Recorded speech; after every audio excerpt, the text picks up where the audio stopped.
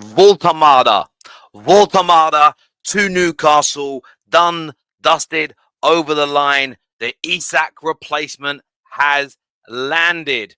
Hit the like button, please. Make sure you are subscribing to the channel. And there's a little bell notification button to hit. Plus, there's more you can do to support the channel. It's either in your comment section, you swipe to the left, or it's somewhere on the just near where you subscribe and like. Is the hype button, something brand new from YouTube. I didn't even know it was coming, and I saw it yesterday. So get this video hyped up, get this video out there. But Nick Voltamada, I butchered it on the Football Terrace, and I think I called him Voltamade. That's the way the English would say it. It's Voltamada, I think. Excuse the German accent, but let's move on. 80 million euros plus add-ons. Newcastle have signed their replacement. Now, what's really interesting, we're going to get into this debate again, Newcastle press versus the rest of the world. Some of the Newcastle media have said Voltamada isn't necessarily the replacement for Alexander Isak, but the majority of the German press, the majority of the neutral English media have said that it is, including the brilliant Ben Jacobs. This is Newcastle's replacement for Alexander Isak. And look, a very good player. A lot of hype about him this summer, a lot of anticipation, a lot of excitement in Germany about the 23-year-old. And at 80 million euros plus add-ons, this is a sizable and significant investment. I do not believe that you spend that much money on a Callum Wilson placement. This is your main number 9 striker. Positively as well for Liverpool fans watching is that the pursuit of Johan Wissa is also still on. The pursuit of Johan Wissa is still on. It is still a player that they are actively pursuing, and it's expected that a further bid before the end of the transfer window, so in about 2.5 days' time, is expected to happen. So what does this mean? Well, I think it means what I have believed for a long time, and certainly what I know a lot of our viewers have believed for a long time, that one, Newcastle are putting the quote unquote conditions in place for the deal for Alexander Isak to be quote unquote considered. And the reason why I'm doing those quotations, if you've never watched me before, is that I think social media, I think football fans, I want to say social media, I mean football fans on social media, forget Liverpool fans.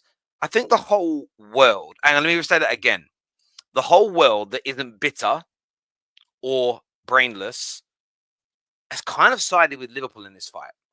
And I think Liverpool have been now I'm a Man United fan, full disclosure for anyone brand new watching this. I'm a United fan, and I wanted Newcastle United to keep Isak because I don't want my biggest rivals, my most fierce rivals, the team I, on a footballing sense, despise the most to get him. But what I've been perplexed with, what I've been vexatious with, annoyed with, fuming with all summer has been the consistent lies and manipulation from certain outlets connected to Newcastle. Now, I want to also add, I don't blame Newcastle fans. I think you have been lied to. I think you have been mistreated. I don't think the way your club has gone about this situation has been very good at all. And by the way, if you're wondering where I am, I'm away currently. I'm not at home. That's why the setup is very, very different here. I am literally streaming in the bedroom now. As all the trolls like to call us out for, I'm literally streaming in a bedroom. But all that aside, all summer it's been not for sale at any price. It would have to be a stupid amount. I remember 200 million being quoted. Then it was 150 million. It was only Sunday. Just gone that the Newcastle press again put on their size 10 boots. They've got size 7 feet, but they put size 10 boots on and came out and said, the stance has been made clear. He will not be sold. They are going to be firm. What a load of old shit that's going to end up turning out to be. The deal still may not happen in the sense of, imagine Liverpool don't put another bid in. None of us control that.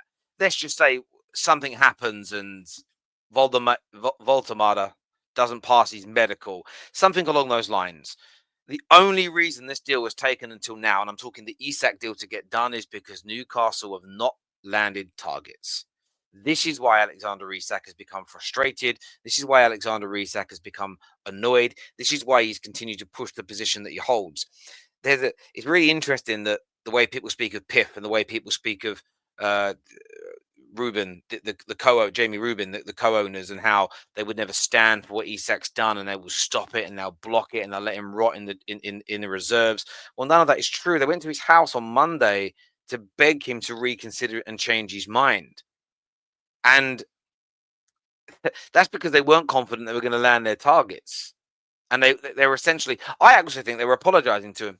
I bet it comes out in the wood they were apologizing to him. Look, we're so sorry that we've made you promises that we'll find replacements and we'll enable your move.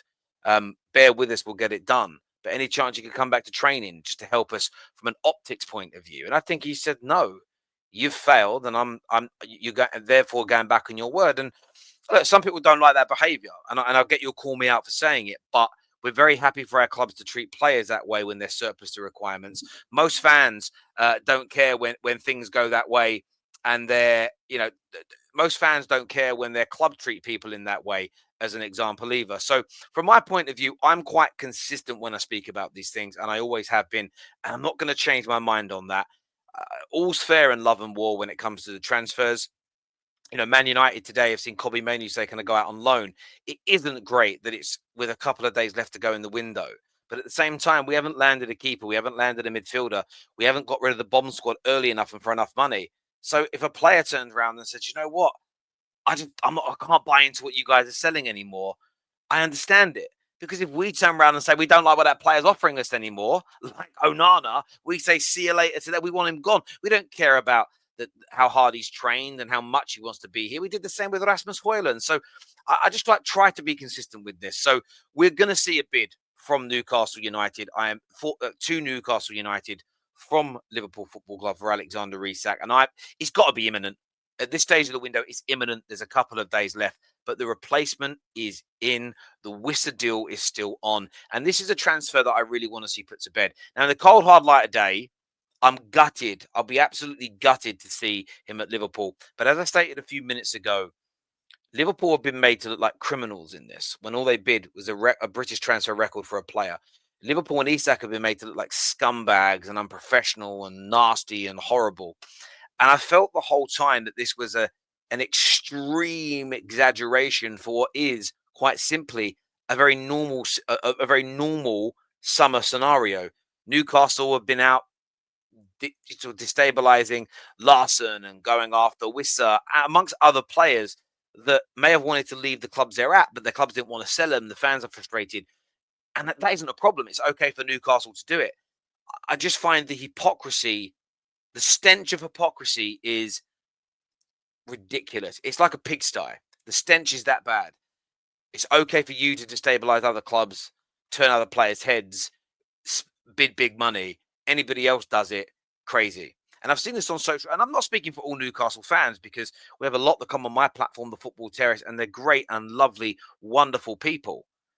I've got family members. My cousin is a Newcastle fan. Great guy. It's the individuals that do this thing. They'll laugh at Man United when we get beat by Grimsby, and fair play. We deserve it. They'll laugh at Arsenal when they don't win the league. They'll slag off how this club's spending money. They'll attack this club. They'll say this about them. They'll debate that. They'll talk on this. They'll give an opinion there. You then speak on Newcastle, and it's, how dare you speak about my club? I'm just not about that life. I'm just not about that way of behaving. If you're not a Newcastle fan, by the way, who does that, then I'm not talking to you. So please don't be offended. The rest of you, be offended all you want because you deserve to be offended. It's as simple as that.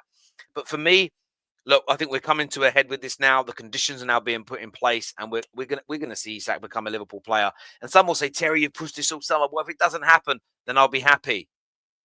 I'm a football YouTuber. I'm a content creator. I'm not sitting here looking. The only credibility I'm looking for is that people see that I'm consistent with my views. And if I do change my mind, I'll explain why. I'm not trying to be David Ornstein. I'm not trying to be Fabrizio Romano. I'm not trying to be Ben Jacobs. And, oh, wow, he got great contacts in the business. And oh my God, every time he says a transfer might happen, it does. I'm not looking for that. That's not what I am.